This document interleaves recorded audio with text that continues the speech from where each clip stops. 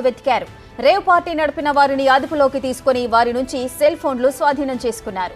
Rave పార్టీపై దాడులు చేసిన సీసీబీ పోలీసులు చాలా వ్యూహాత్మకంగా వ్యవహరించారు.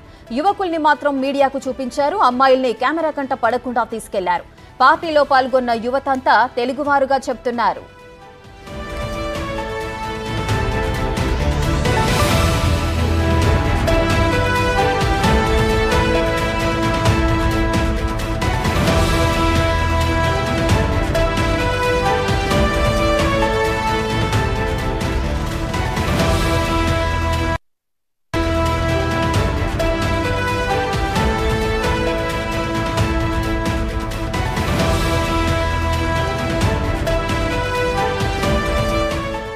మరోవైపు తనపై వస్తున్న ఆరోపణలపై నటి హేమ స్పందించారు. తాను హైదరాబాద్లోనే ఉన్నానని చెప్పుకొచ్చారు. దీనికి సంబంధించి ఆమె ఓ వీడియో విడుదల చేశారు.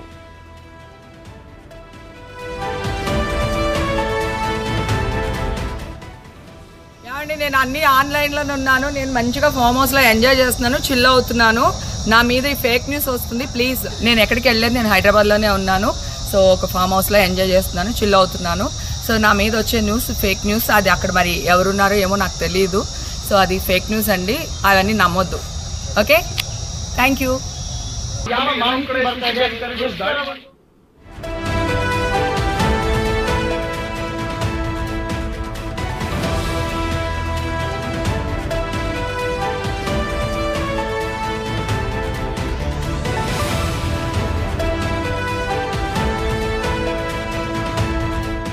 బెంగళూరులో జరిగిన రేవ్ పార్టీకి సంబంధించిన పూర్తి డీటెయిల్స్ మా ప్రతినిధి రానా లైవ్ లో అందిస్తారు.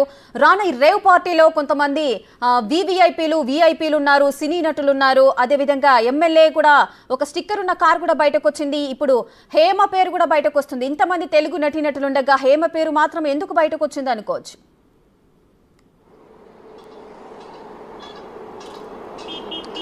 జిఆర్ ఫామ్ హౌస్లో జరిగినటువంటి ఈ రేవ్ పార్టీకి దాదాపు ఆంధ్ర తెలంగాణ నుంచి 100 మంది దాకా కూడా అతిథులు వెళ్ళారు. పార్టీ నిర్వహించినటువంటి హైదరాబాద్ చెందినటువంటి వాసు ఆ జిఆర్ ఫామ్ హౌస్లో ఈ యొక్క బర్త్డే సెలబ్రేషన్స్ నిర్వహించారు. ఈ బర్త్డే సెలబ్రేషన్స్కి పెద్ద ఎత్తున బాలీవుడ్కి సంబంధించినటువంటి డీజేల్ని వారిని అందరూ కూడా పిలిపించి ఈ పార్టీ నిర్వహించినటువంటి నేపథ్యం ఏర్పడుతుంది.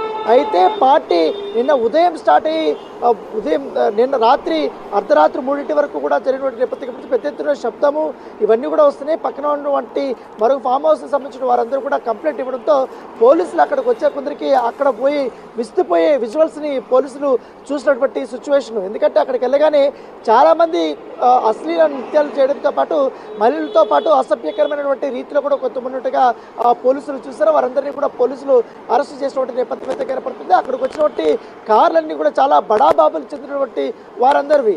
దాంతోపాటు ఏదైతే సర్వేపల్లికి చెందినటువంటి మాజీ మంత్రి కాకాని గోవర్ధన్ రెడ్డికి సంబంధించినటువంటి ఎమ్మెల్యే పాస్ ఏదైతే ఉందో ఆ పాస్ ఒక బెంచ్ కార్డుకి ఉంది.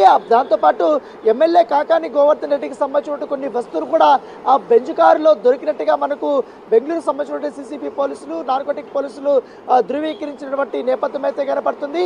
ఎందుకంటే ఒక మాజీ మంత్రి హోదాగా ఉండి ఒక ఎమ్మెల్యేగా ఉండి ఆయన స్టిక్కర్స్ ఎవరికి ఇచ్చారు, ఆయన కార్లు ఎవరికి ఇచ్చారు, ఆయన కార్లకు సంబంధించిన విషయంలో, ఆయన ప్రాపర్టీస్కి సంబంధించిన విషయంలో, ఆయన వస్తువులు ఎవరెవరు వాడుతున్నారు, ఆయన స్టిక్కర్స్కి నిజంగానే ఎంతమందికి ఇచ్చాడు, కేవలం ఆ స్టిక్కర్ ఆయనకు సంబంధించిందా, లేకపోతే ఆయన కూడా పార్టీలో పాల్గొన్నారా, లేకపోతే ఆయనకు సంబంధించిన వ్యక్తులు ఎవరైనా పాల్గొన్నారని దానిపై కూడా పోలీసులు ఇంకా ఒక క్లారిటీ అయితే ఇవ్వలేదు. కాకపోతే అక్కడ ఎమ్మెల్యే స్టిక్కర్ ఉండడంతో మొత్తం బెంగళూరు మొత్తం ఇది ఒక సంచలనంగా మారిపోయింది. ఎందుకంటే దీనిపైన కూడా కాకాని గోవర్ధన్ రెడ్డికి ఫోన్ చేసినా కూడా ఆయన అందుబాటులోకి అయితే రానటువంటి సిచ్యువేషన్ అయితే కనపడుతుంది. దీనికంటే ముందుగా ఒక టాలీవుడ్కి సంబంధించినటువంటి నటీమణి క్యారెక్టర్ ఆర్టిస్టులు చేసినటువంటి హేమ పేరు కూడా తెరపైకి వచ్చినప్పటికీ హేమ ఈ అంశం పైన ఆమె తన వర్షన్ని చెప్పినటువంటి నేపథ్యం కాబట్టి నేను హైదరాబాద్లో ఉన్నటువంటి మొయినాబాద్ దగ్గర ఒక ఫామ్ హౌస్లో ఉన్నాను, నేను ఇక్కడే రాత్రి నుంచి ఇక్కడే ఉన్నాను, నేను ఇక్కడ చిల్ అవుతున్నాను.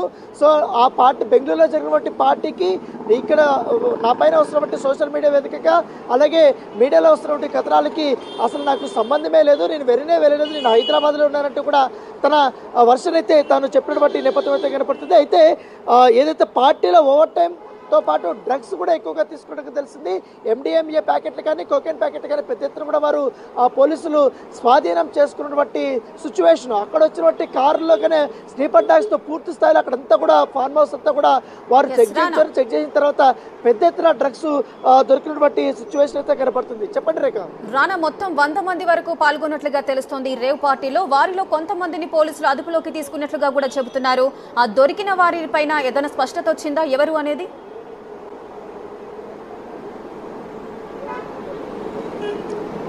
దొరికిన వారిలో కూడా ఎక్కువ మంది హైదరాబాద్కి చెందినటువంటి వారు, అలాగే ఆంధ్రప్రదేశ్ చెందినటువంటి వారే ఎక్కువగా ఉన్నారు. దాంట్లో కూడా బడా పారిశ్రామికవేత్తలు ఉన్నట్టుగా మనకు సమాచారం అవుతుంది. ఎందుకంటే ఈ పార్టీకి వారు ఎక్కువగా హైదరాబాద్ నుంచి కొంతమంది యువతుల్ని ప్రత్యేకంగా ఫ్లైట్లో కూడా వారు తీసుకెళ్లి అక్కడ పార్టీకి హాజరయ్యేలా కూడా వారు చేశారంటూ కూడా వారిపైన అభియోగాలు ఉన్నాయి. దాంతోపాటు ఇంత పెద్ద ఎత్తున పార్టీకి వీరికి MDMA కానీ కోకెన్ కానీ ఎట్టించి వచ్చింది, ఏ మార్గాల నుంచి వచ్చింది, వీరికి ఎక్కడి దగ్గర దొరుకుతున్నారు. పైగా ఈ పార్టీ నిర్వహించినటువంటి ఎవరైతే బర్త్డే బాయ్ ఉన్నారో వాసును కూడా ఆ పోలీసులు అదుపులోకి తీసుకున్నారు. ఈ పార్టీ నిర్వహించినటువంటి ఆర్గనైజర్స్ కూడా అదుపులోకి తీసుకున్నటువంటి సిచ్యువేషన్ అయితే కనపడుతుంది. దాంతో లోపల ఉన్నటువంటి సీసీ కెమెరాల్లో అవన్నీ కూడా వారు చెక్ చేశారు. ఈ CCP దాడులు చేస్తున్నటువంటి నేపథ్యంలో అవుటర్ జోన్లో పార్టీ జోన్ నిర్వహిస్తున్నటువంటి పరిస్థితులు. ఇది బెంగళూరుకు కొంచెం దూరంలో ఉన్నటువంటి ప్లేసు, ఎలక్ట్రానిక్ సిటీ అంటారు. ఆ ఏరియాలో ఎక్కువగా ఫామ్ హౌస్లు కానీ ఎక్కువగా ఉంటాయి. దాంతోపాటు ఆ ఏరియా మొత్తం తెలుగు కమ్యూనిటీకి చెందినటువంటి వారే ఎక్కువగా ఫామ్ హౌస్లు ఉంటాయి. సో నిత్యము హైదరాబాద్ నుంచి అక్కడికి పార్టీలు చేసుకోవడానికి చాలా పెద్ద ఎత్తున వెళ్తుంటారంటూ కూడా ఆ పోలీసులకి ఇన్ఫర్మేషన్ ఇచ్చినటువంటి నేపథ్యం ఏర్పడుతుంది. దాంతోపాటు దీంట్లో డీజేలు చాలా ఫేమస్ డీజే ర్యాప్స్ కానీ, కాయివి డీజే కానీ, బ్లడీ మస్కరా, వీళ్ళందరూ కూడా దాదాపు 8 గంటల పాటు కూడా వీళ్ళు డీజేతో వారు అక్కడ పాల్గొన్నటువంటి సిచ్యువేషన్ అయితే కనపడుతుంది. దాంతోపాటు మరొక ఆసక్తికరమైనటువంటి అంశం ఏంటంటే AP26CA777 కారు, బెంజ్ కార్ని పోలీసులు స్వాధీనం చేసుకున్నారు. దాన్ని తీసుకున్నటువంటి నిశ్చయితనే కనపడుతుంది. ఈ కారు ఒక ఆంధ్రప్రదేశ్ చెందినటువంటి ఒక ప్రముఖ వ్యక్తిగా తెలిసిందిగా మనకు సమాచారం అవుతుంది. ఈ కారులో పెద్ద ఎత్తున MDMA కూడా దొరికినట్టుగా మనకు పోలీసులు చెప్తున్నటువంటి సిచ్యువేషన్ అయితే కనపడుతుంది.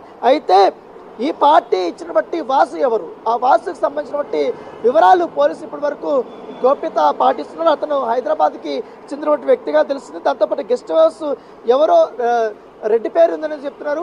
కాకపోతే హైదరాబాద్ చెందినటువంటి అతను కూడా వ్యాపారవేత్త. అతను నిత్యం బెంగళూరు టు హైదరాబాదు తిరుగుతుంటాడు. ఆయన ఈ యొక్క పార్టీని నిర్వహించినట్టుగా మన సమాచారం. ఈ ఫామ్ హౌస్లోనే ఎక్కువగా తెలుగు కమ్యూనిటీకి సంబంధించిన వారే మాత్రమే ఎక్కువగా ఈ ఫామ్ హౌస్లో వారు పాల్గొంటున్నట్టుగా మనకు సమాచారం అవుతుంది. దాంతోపాటు ఈ గోపాల్ రెడ్డి, ఆయన పేరు వచ్చి ఈ ఫామ్ హౌస్ సంబంధించినటువంటి వ్యక్తి పేరు గోపాల్ రెడ్డి. ఆయన వ్యాపారాలు అక్కడ చేస్తుంటారు. ఎక్కువగా ఈ బర్త్డే పార్టీలు కానీ లేకపోతే ఇక్కడ నుంచి సెలబ్రిటీస్ ఎవరైనా కూడా ఆయనకి అక్కడే ఆతిథ్యం ఇస్తున్నట్టుగా మనకు సమాచారం అవుతుంది. గతంలో కూడా ఈ యొక్క ఫామ్ హౌస్ లో ఏ పార్టీలు జరిగాయని దానిపై కూడా పోలీసులు తనపై వస్తున్న ఆరోపణలపై నటి హేమ అయితే స్పందించారు. అసలు తాను హైదరాబాద్ లోనే ఉన్నానని చెప్పుకొస్తున్నారు. దీనికి సంబంధించి కూడా ఆమె ఒక వీడియో అయితే రిలీజ్ చేశారు. ఆ వీడియోలో ఆమె ఏం మాట్లాడిందో ఒకసారి చూద్దాం. నేను మంచిగా ఫామ్ హౌస్లో ఎంజాయ్ చేస్తున్నాను, చిల్ అవుతున్నాను. నా మీద ఈ ఫేక్ న్యూస్ వస్తుంది. ప్లీజ్, నేను ఎక్కడికి వెళ్ళలేదు, నేను హైదరాబాద్లోనే ఉన్నాను. సో ఒక ఫామ్ హౌస్లో ఎంజాయ్ చేస్తున్నాను, చిల్ అవుతున్నాను. సో నా మీద వచ్చే న్యూస్ ఫేక్ న్యూస్. అది అక్కడ మరి ఎవరున్నారో ఏమో నాకు తెలియదు. సో అది ఫేక్ న్యూస్ అండి, అవన్నీ నమ్మొద్దు. Okay, thank you. ఏమండి, నేను అన్నీ ఆన్లైన్లోనే ఉన్నాను. నేను మంచిగా ఫామ్ హౌస్లో ఎంజాయ్ చేస్తున్నాను, చిల్ అవుతున్నాను. నా మీద ఈ ఫేక్ న్యూస్ వస్తుంది. ప్లీజ్, నేను ఎక్కడికి వెళ్ళలేదు, నేను హైదరాబాద్లోనే ఉన్నాను. సో ఒక ఫామ్ హౌస్లో ఎంజాయ్ చేస్తున్నాను, చిల్ అవుతున్నాను. సో నా మీద వచ్చే న్యూస్ ఫేక్ న్యూస్. అది అక్కడ మరి ఎవరున్నారో ఏమో నాకు తెలియదు. సో అది ఫేక్ న్యూస్ అండి, అవన్నీ నమ్మొద్దు. Okay, thank you. రానా, ఇప్పుడు హేమ రిలీజ్ చేసిన వీడియోను బట్టి మనం ఒకసారి అబ్జర్వ్ చేసినట్లయితే నేను అక్కడ లేను, ఫామ్ హౌస్లో ఉన్నాను, చిల్ అవుతున్నాను, హైదరాబాద్లోనే ఉన్నాను అని తను అంటుంది. అంటే గతంలో తను ఏమైనా ఇటువంటి రేవ్ పార్టీలకు ఏమైనా పాల్గొందా, అందులో ఎందుకు ఆమె పేరు బయటకు వస్తుంది అని మనం భావించవచ్చు. ఇదే అంశాన్ని నటి హేమతో బిగ్ టీవీ కూడా ప్రస్తావించింది. ఆమెతో మాట్లాడినప్పుడు నా ఇన్వాల్వ్మెంట్ అందులో ఏం లేదండి. నేను అసలు బెంగళూరుకి వెళ్ళలేదు. ఈ మధ్యకాలంలో నేను బెంగళూరుకి వెళ్ళిన బట్టి దాఖలాలు లేదు. అప్పుడెప్పుడో గతంలో ఒకసారి వేరే పార్టీకి ఒక ఫంక్షన్కి వెళ్ళానంతే కానీ ఇట్లా ఫామ్ హౌస్కి ఎప్పుడు నేను పార్టీకి వెళ్ళేటువంటి సందర్భాలు లేదు. నేను ఏమన్నా చేసుకోవాలంటే ఇక్కడే నా స్నేహితులు ఉంటారు, వారు మా ఇంట్లోనే చేసుకుంటాము ఏదన్నా ఉంటే అని మాత్రమే ఆమె ఖండించారు. అసలు నా పేరు ఎందుకు వచ్చిందో కూడా నాకు తెలియదు. ఎందుకంటే దాదాపు ఆ పార్టీలో ఎవరెవరు